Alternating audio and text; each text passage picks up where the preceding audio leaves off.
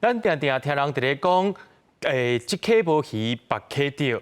家己在一桩是较赢看别人。自从这去年中国禁止台湾的往来进口了后，咱台湾的往来外销受到正大影响。不过，即阵啊，家己面向的果菜生产合作社加地方中央政府做伙辅导合作之下，配合着贸易商成功拍入去日本的市场。不过，农民也是希望讲，咱的政府也是会当注重咱国内往来市场的介绍。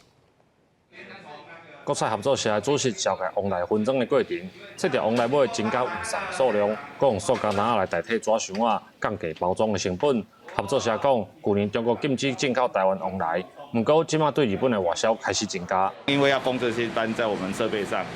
在包装设备啦，在我们田间管理啊，我们均有做提升。嘉义县政府表示，嘉义县往来净造面积大约1500公顷，今年的产量有将近6万吨。占全国产量13%，过去主要外销中国，即马得到日本市场的肯定，嘛替在地往来产业找到新的出路。农委会主委陈启忠嘛强调，上月挖克中国市场的情况会当改善。预计今年至少外销到日本的凤梨数量会超过3万公吨，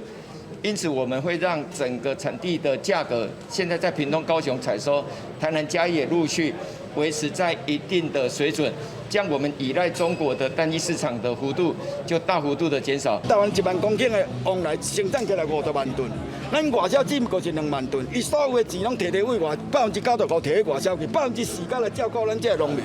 啊，即马产地往来2块、4块、7块都无够，反正一价得50万的成本嘛。为了推广农产品外销，政府尽量协助业者，不过也是有农民表示，希望政府唔通干那重视外销，国内介绍嘛要注意。记者林慧婷，嘉义报道。